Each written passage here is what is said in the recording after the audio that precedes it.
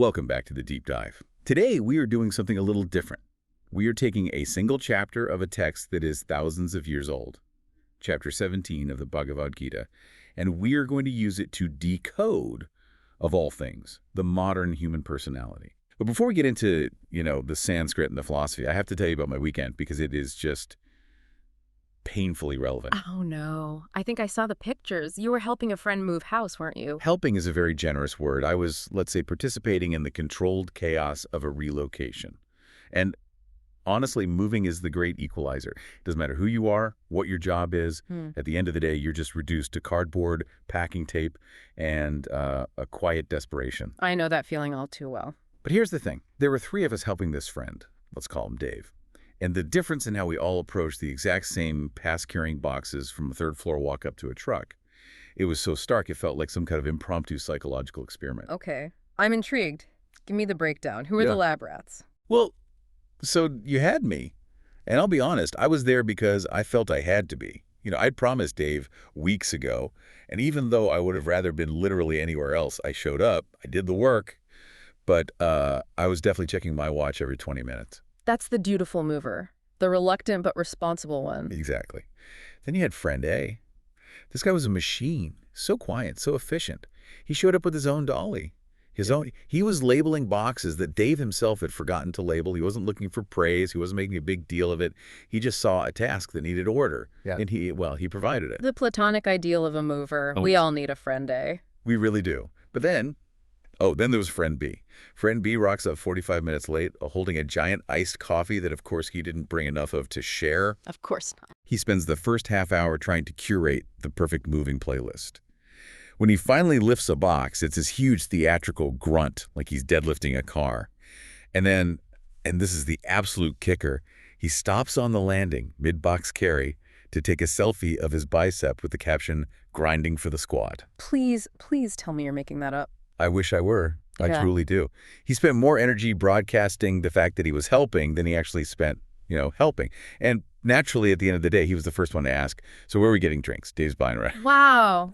It's incredible, isn't it? You have three people performing the exact same physical action lifting a cardboard box, but the internal quality, the whole vibe of that action was completely different for each of you. And that is exactly why we're here today. Because I was reading through our source material, specifically Chapter 17, the Threefold Faith, or Shraddhatraya Vibhaga Yoga, and it just clicked. This text isn't about religion in the way we usually think of it. It's a taxonomy of why we do things. It explains the difference between the guy who brings the golly and the guy who takes the selfie. That's a really sharp connection. So often when people hear the word faith or shraddha in a spiritual text, their eyes kind of glaze over. They think, oh, okay, this is for religious people. This is about whether I believe in a specific god or follow a certain dogma. But this chapter just completely upends that entire definition. Right, because usually faith implies a belief system you consciously sign up for. But here the text seems to be arguing that Shraddha is more like, an engine. Precisely. That's a great way to put it. In this context, Shraddha is the fuel of your personality. It's the why behind your what. It is the very texture of your intention. The text makes this incredibly bold claim right near the beginning. The human is made of their faith, whatever their faith is that they are. Which is kind of terrifying when you think about it. It is a little bit. Because it means you can't fake it. Friend B can post all the selfies he wants to act like he's this super helpful guy, but if his internal drive, his Shraddha, is just pure vanity, then I guess the karmic footprint of that action is completely different. And that is the exact jam that Arjuna finds himself in at the start of this chapter. We should probably set the scene a little bit. In the previous section, chapter 16, Krishna had just laid out a very binary world. He talked about the divine nature and the demoniac nature. He laid down the law, referring to the shastras, the scriptures, or the rule books as the final authority. He basically said, if you want to know what to do, you read the manual. Which is great advice if you have the manual and, if you can understand it. But Arjuna, who is so often the voice of the everyman in this text, he spots a massive loophole. He always does. I love that about him. He's the guy who raises his hand in the seminar right when the professor's about to move on and says, yeah, but wait a minute. What about this edge case? He asks Krishna right at the top of chapter 17. What about those who cast aside the ordinances of the scriptures but sacrifice with full faith? Let's try to translate that into modern terms. He's asking, what about the people who don't follow the established rules? Maybe they don't go to church, they don't know the rituals, they never read the philosophy books, but they're still sincere. They have this genuine enthusiasm, they're really trying their best. Where do they fit into your nice, neat categories? It's the IKEA furniture dilemma, isn't it? The what now? You know when you buy a complicated bookshelf? Let's call it the sattvic approach, the scriptural approach, is to sit down, lay out all the pieces, read the manual step by step, identify every single screw, and build it exactly according to the manufacturer's instructions. That's following the Shastra. Okay. And I am definitely not that person. I'm a guy who glances at the picture on the box, throws the manual in the recycling bin, and just starts screwing things together based purely on vibes. Exactly. And Arjuna is asking, if you build the bookshelf without the manual, but you do it with intense focus and you really want it to work, is that a good action? Or is it bad because you ignored the rules? Is that enthusiasm of yours sattvic, which is to say pure and virtuous, rajasic, passionate, and ambitious? Or is it tamasic, meaning ignorant and chaotic? And I feel like this is such a critical question for the modern world because, let's be honest, most of us have moved away from these rigid, monolithic manuals for how to live. We're all kind of improvising our own spirituality, our own ethics. So does the improvisation count? Krishna's answer is just fascinating because he doesn't give a simple yes or no. He pivots directly to psychology. He tells Arjuna that this faith, this shraddha, it's innate. It's not something you choose. It comes from your svabhava, your own deep-seated nature. Svabhava, I saw that term in the notes. It translates to something like own being or intrinsic nature. Yes, exactly. Think of it as your factory settings, but settings that have been tweaked and colored by lifetimes of habits, impressions, and experiences. The commentary uses an analogy that I think is really helpful, the magnet. Okay, walk me through that. So imagine a simple magnet. By its very nature, it exerts a specific magnetic field. It will attract iron filings. It will completely ignore wood shavings, plastic bits, sand. It doesn't have to try to attract the iron, it just does it. It's an expression of what it is. Krishna is saying our souls are kind of like that. We each have a specific magnetic frequency, a default setting. And based on that frequency, we are naturally, almost unconsciously, pulled towards certain types of ideals, certain types of food, certain behaviors. So wait, we aren't choosing our faith so much as our faith is a symptom of who we already are. In a big way, yes. Your shra is the lens through which you see the entire world. If you're wearing red-tinted glasses, the whole world is going to look red. If you have a rajasic nature, naturally passionate, ambitious, a little fiery, you will gravitate toward a rajasic lifestyle. You won't even realize you're doing it. It'll just feel normal and right to you. And this is where the chapter basically turns into a personality test. Because Krishna doesn't just leave it as some abstract philosophical concept. He breaks down exactly how this faith manifests in four very concrete, very everyday areas of life: worship, food, discipline, and charity. And this is where it gets really uncomfortable, and we have to be honest with ourselves as we go through it. It's so easy to say, oh, I'm a spiritual person, or I'm a good person. But the Gita comes back and says, okay, great, show me your lunch, show me how you talk to your employees, show me how you donate money. That's where the truth of your nature actually lives. All right, let's dive into the first one. Worship. Now, I know a good chunk of our listeners might be thinking, okay, I'm out, I'm an atheist, or I'm secular, I don't worship anything. Does this section even apply to them? Oh, absolutely. 100%. We have to strip the word worship of its strictly religious baggage for a moment. Yeah. In the psychological context, worship simply means, what do you idealize? What do you put on a pedestal? What represents the ultimate good, the ultimate goal to you? Everybody worships something. It reminds me of that famous David Foster Wallace commencement speech. This is water speed. That's the one. He said, there is no such thing as not worshiping. Everybody worships. The only choice we get is what to worship. And if you worship money, it will never be enough. If you worship power, you'll always feel weak, and so on. So tell me what you worship and I'll tell you who you are. The text breaks this down into the three gunas, or the three essential qualities: sattva, rajas, and tamas. Right. So let's start with the sattvic type. The text says these people worship the devas, the gods. Okay, so in the cultural context of the Gita, that meant beings like Indra, the king of the gods, or Agni, the god of fire. But what's the psychological archetype here? What does that mean for someone in the 21st century? The devas represent the forces of light, of cosmic order, harmony, and higher consciousness. But more importantly, the sattvic worshiper isn't looking for a transactional favor. They aren't praying to get a new car or a promotion. They worship because they recognize something higher than their own ego, a truth, a universal law, a divine order, and they simply want to align themselves with it. So it's worship based on admiration and alignment, not on petitioning. It's saying, I admire the quality of truth, so I will revere and look up to the figure or the ideal that represents truth. Precisely. It is fundamentally non-transactional. Now, contrast that with the Rajasic worshiper. The text says they worship the yakshas and rakshasas. Okay, we definitely need to unpack those terms because they sound a little like monsters from a fantasy novel. Laughing. They kind of are in a way. Yakshas are powerful nature spirits, often depicted as guardians of hidden treasure, and they're associated with wealth and capricious, unpredictable power. Rakshas are even more aggressive, powerful beings, demons, effectively, but very capable of great feats of strength and ambition. So if we map that onto the modern psyche, Hmm. what are we worshiping there? What does that look like? It looks like worshiping power and wealth, pure and simple. The Rajasic mindset sees the universe as a kind of cosmic vending machine. If I perform this ritual, if I say these affirmations, if I eat this specific thing, I get this specific result. If I follow this guru, I'll get rich. If I crush my competition, I'll be powerful. It is deeply, fundamentally transactional. This feels like the whole manifestation trend that's huge on social media right now. Yeah. I'm visualizing a check for $10,000 arriving in the mail. It's using a kind of spiritual technology, but the end goal is entirely material. That is a perfect example of Rajasic worship. It's not about dissolving the ego or finding universal truth. It's about supercharging the ego. It's worshiping the yakshas, the guardians of treasure. We see it in corporate culture, too, where we worship the ruthless CEO who destroys the competition. We admire the aggression, that Rakshasa energy, because it gets tangible results. It's the worship of the killer instinct. We reward it. Exactly.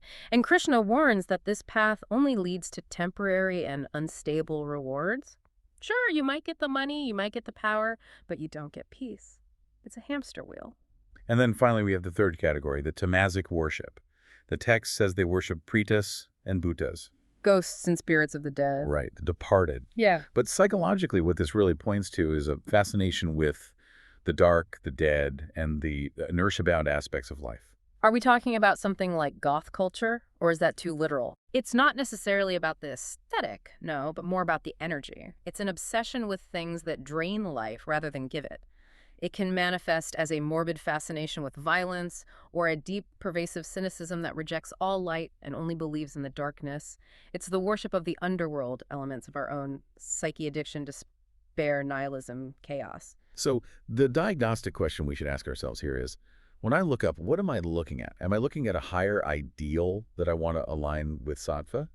Am I looking at a source of power and profit that I want to acquire, rajas? Or am I just staring into the void, fascinated by the darkness, tapsa? And that orientation, that fundamental direction of your gaze, dictates how you treat the closest thing you have to a temple, your own body.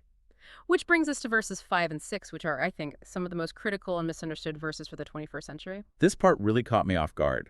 Because, usually when you think of serious spirituality, you think of ascetics.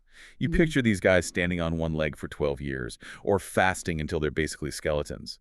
Wow. You sort of assume the text would applaud that. Wow, look at that incredible dedication. Right. We have this deep-seated cultural association between pain and piety.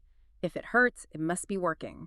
But Krishna just absolutely slams it. He talks about people who perform terrible austerities not enjoined by Scripture. He uses the Sanskrit word gora, which means terrible, fierce, violent.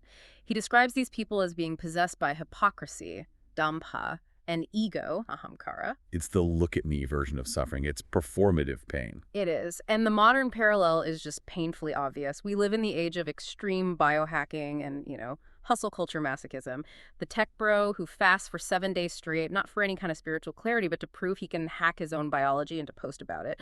Or the fitness influencer who works out until they get rhabdomyolysis, just so they can post the hospital recovery photo. I see this constantly. No pain, no gain, taken to a pathological, self-destructive extreme. I remember seeing a post from a guy who was taping his mouth shut while he slept, doing 24-hour fasts and waking up at 3 a.m. for ice baths, and he just looked utterly miserable. But you could tell he felt so superior. That is precisely what the Gita is critiquing here. Krishna says these people torture the elements in the body. And then he adds the theological kicker, the real gut punch. They torture me, who resides within the body. Wow.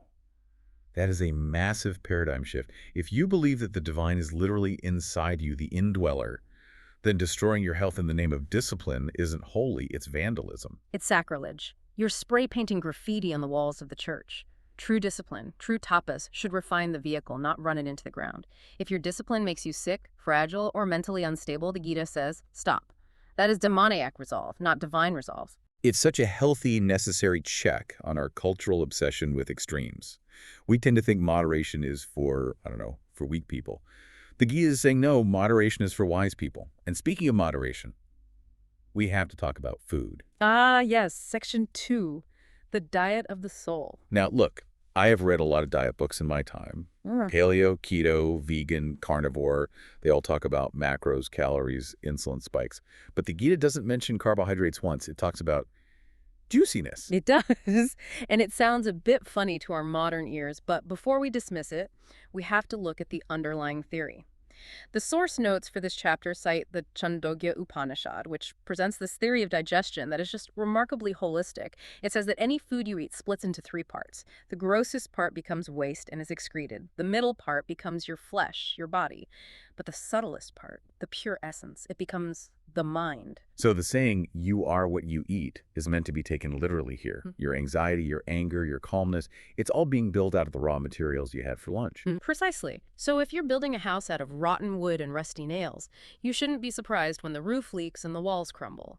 If you're building a mind out of agitated, lifeless food, you shouldn't be surprised when you have anxious, chaotic thoughts. Okay, so let's look at the menu. What is the Sattvic diet? And please don't tell me it's just plain, unsalted oatmeal for the rest of my life. It's actually much more appealing than that, thankfully. The Sanskrit words used in verse 8 are really beautiful. It talks about foods that increase Ayu Sattva Balarogya. That means life, vitality, strength, and health.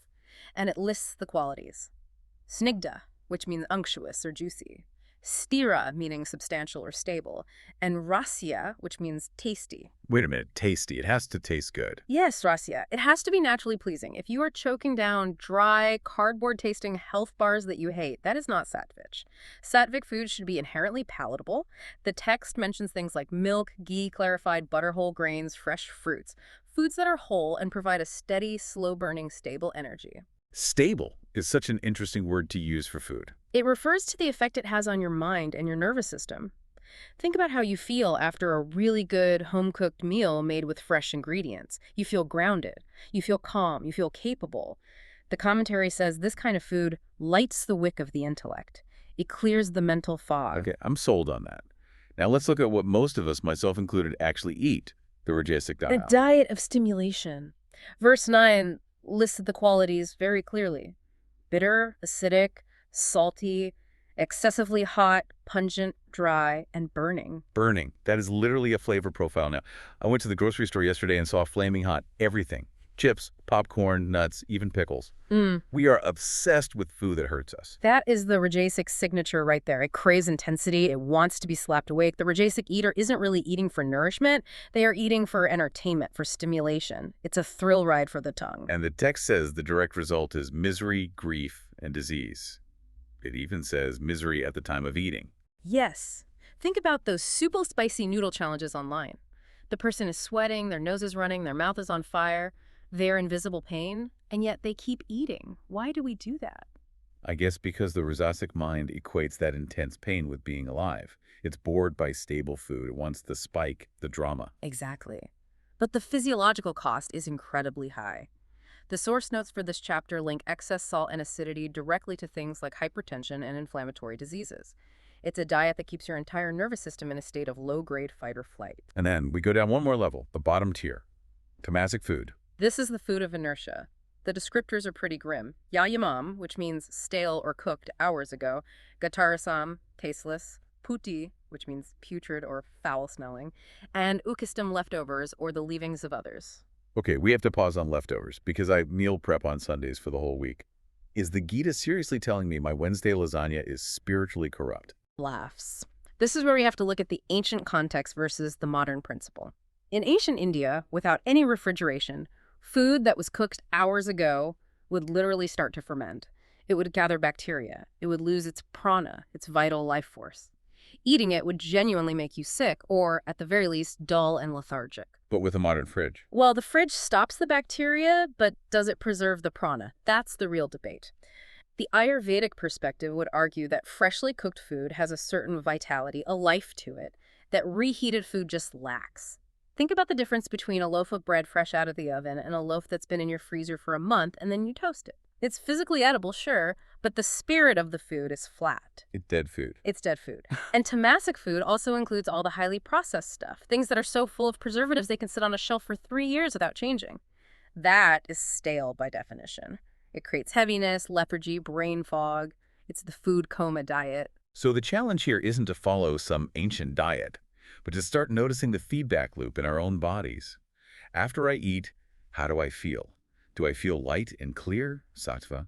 Do I feel agitated and thirsty, rajas? Or do I feel like I need a 3-hour nap, tamas? And just realizing that your mood for the next 4 hours is being directly dictated by that sandwich you just ate.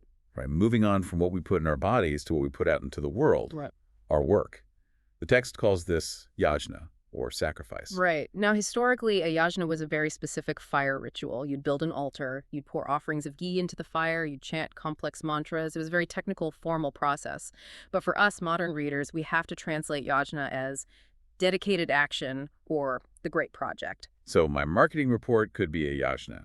My team's software launch is a yajna. If you approach it that way, absolutely yes. Any collective effort, any duty performed for a larger goal is a form of sacrifice. You are sacrificing your time, your energy, your focus to create something that is bigger than just yourself.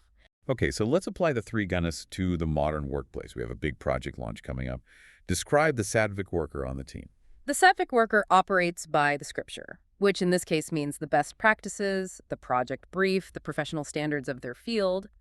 But the key differentiator, and this is crucial, is their motivation. They perform the action because it ought to be done.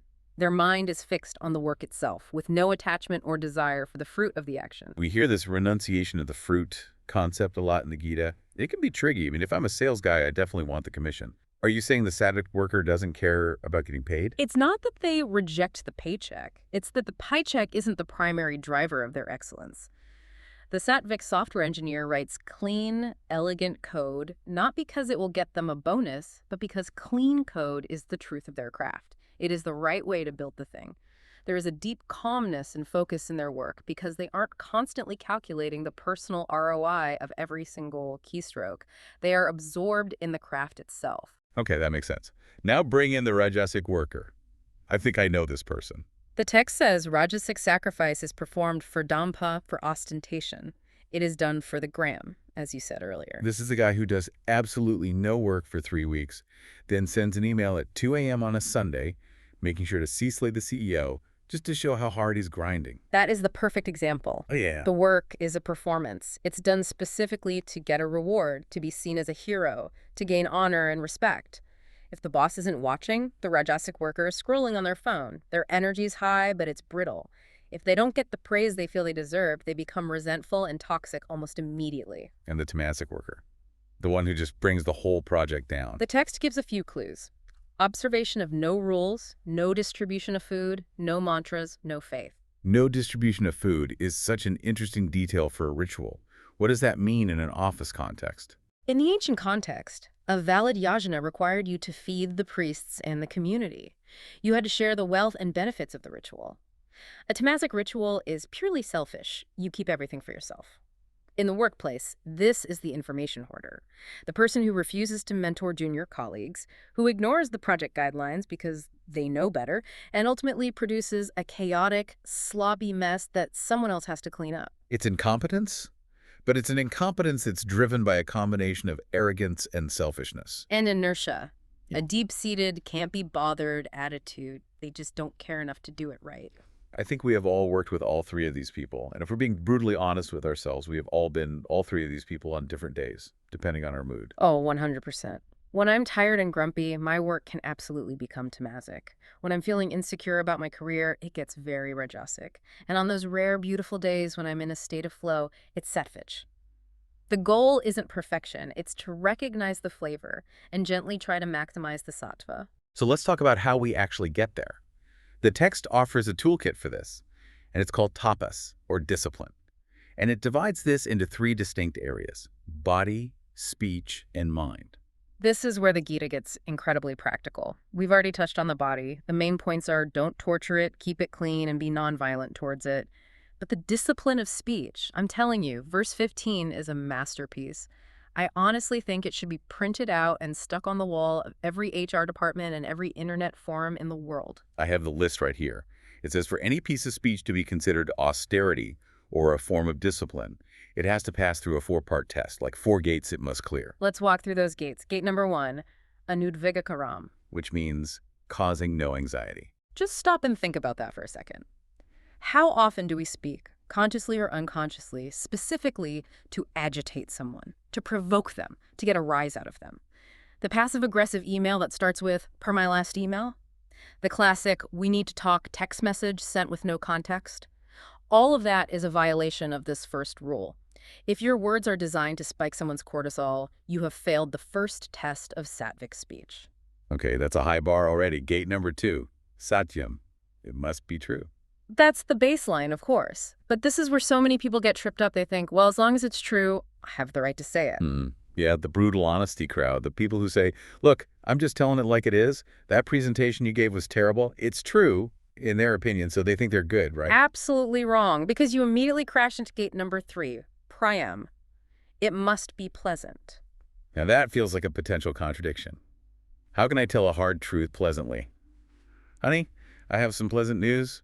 I believe we may be bankrupt. Laughs. It's not about sugarcoating it to the point of being dishonest. It's about the delivery. It's about the tone, the intention, the compassion behind the words. Is the intent kind? Priyam really means speaking with an undercurrent of love and respect. You can deliver difficult feedback with real compassion, or you can deliver it like a sledgehammer. The Gita demands the former.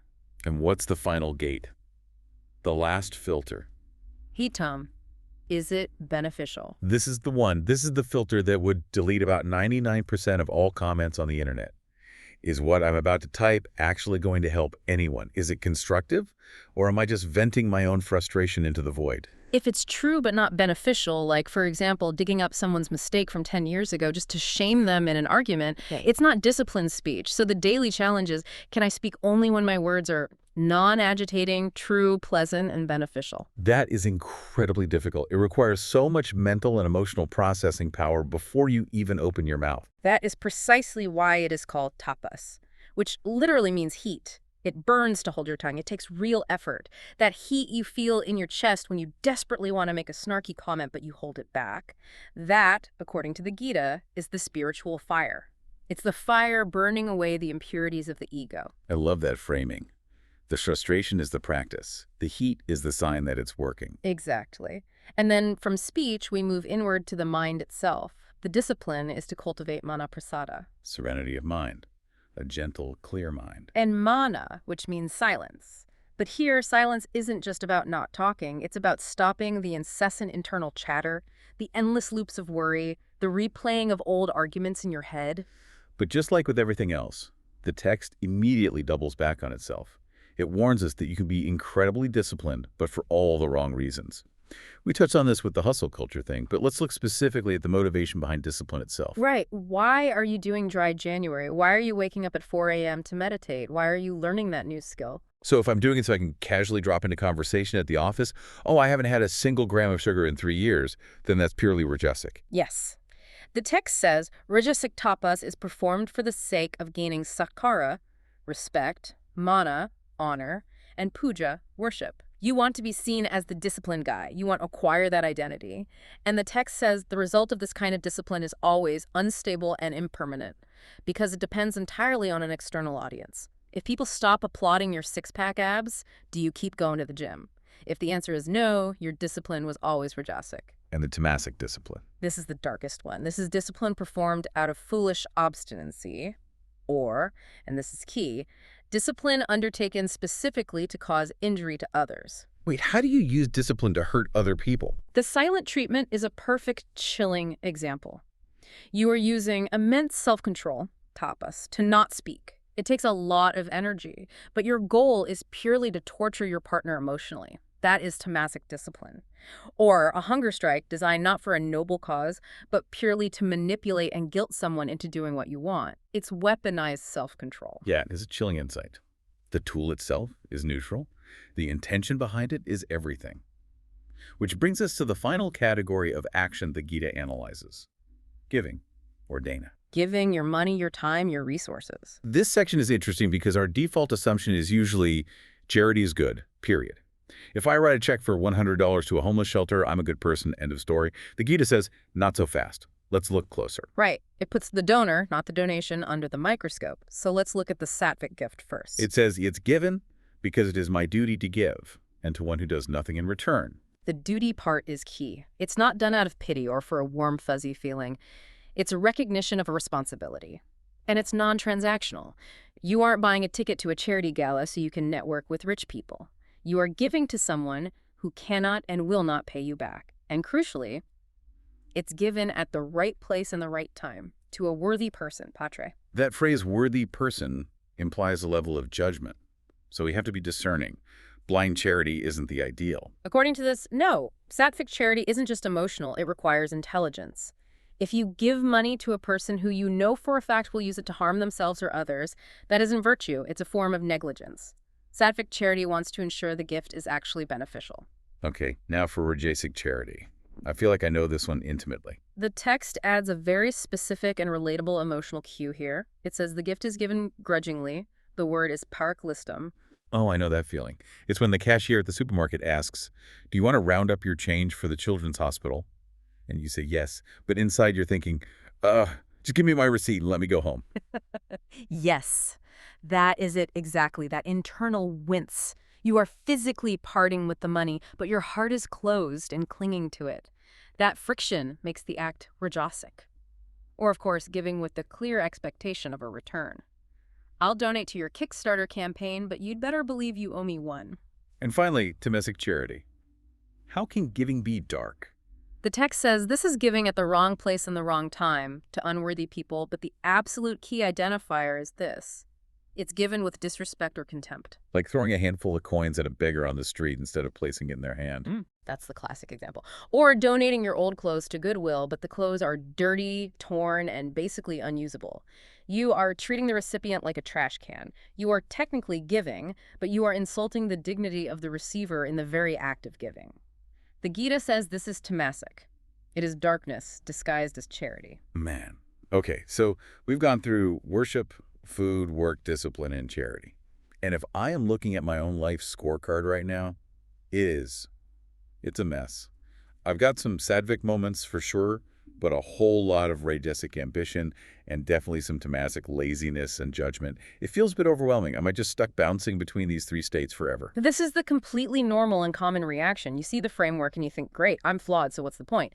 But Krishna, very wisely, provides a kind of hack at the end of the chapter, a way to patch the code, to purify the intention after the fact. The divine seal, Om Tat Sat. These three syllables are considered the triple designation of Brahman, the absolute reality. And the text suggests using them as a practical tool to purify or realign our messy, imperfect human actions. I've definitely heard this chanted in yoga classes, usually at the beginning or end. But how do we actually use it as a tool in, say, the middle of a stressful workday? Let's break it down word by word. Okay, first, Om. We all know Om. It's the primordial sound, the hum of the universe, the symbol of the indweller.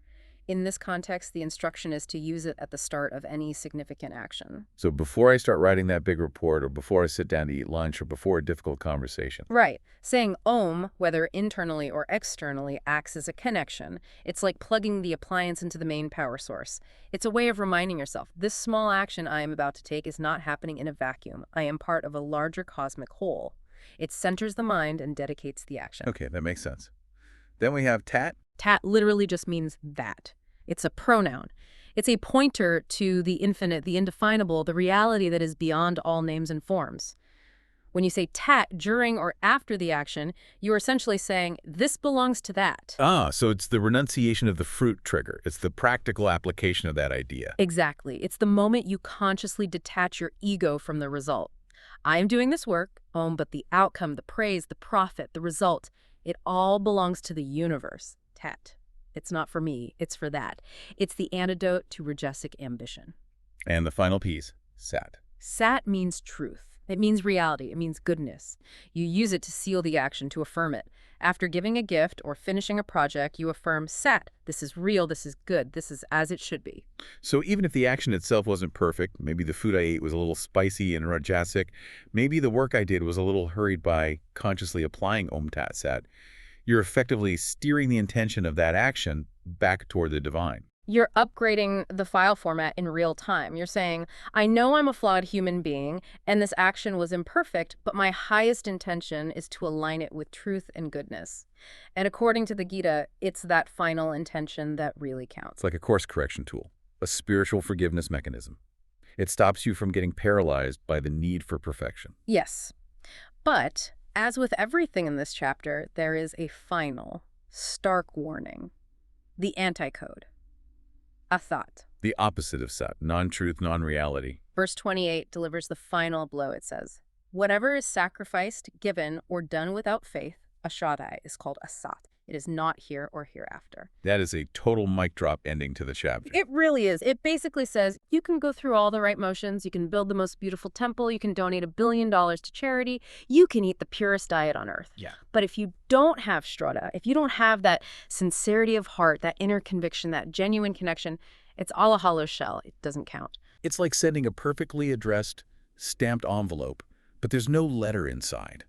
The form is there, but the message, the substance, is completely blank. It is not here or hereafter. That phrase is so powerful. It means it doesn't give you joy or fulfillment in this life because it's hollow and performative, and it doesn't help you grow spiritually for whatever comes next. It's just wasted energy. Which brings us right back full circle to my moving day. The friend A versus the friend B dilemma. Friend B, the selfie guy, he was doing the action. He was lifting the boxes. But it was a sat. It was hollow. It was done without real faith, without real Shraddha. It was a performance. Friend A, the guy with the dolly, was doing the same action, but it was real. It was done with faith in the task itself. And that is the ultimate challenge that this chapter leaves for us. It's not about radically changing what you do in your life necessarily. You don't have to quit your job and move to a cave tomorrow. Keep carrying the boxes, keep writing the code, keep making dinner for your family. But check the engine. Check the fuel. Are you running on the high-octane, clean-burning fuel of sattva, which is clarity, sense of duty, and love? Are you running on the dirty, inefficient fuel of rajas, which is ego, the need for validation and greed? Or are you just running on the thick, black sludge of tamas inertia, resentment, and confusion? And if you catch yourself running on sludge, Pause, just for a second. Say, realign the intention. Say tat, let go of the need for a specific result. Say sat, and make the action true right here, right now. I think that is the perfect place to leave it. This chapter really is the ultimate quality control manual for the human spirit. It asks us to stop looking at the surface of our lives and start looking at the source of our energy. Because as the text says, a person is made of their faith. So go find your sat, your truth, in the coming week. Maybe just start with a sattvic sandwich for lunch and see if it changes the quality of your afternoon. It is absolutely worth a try. I'm Tat Sat. Thanks for listening to The Deep Dive. We'll catch you next time.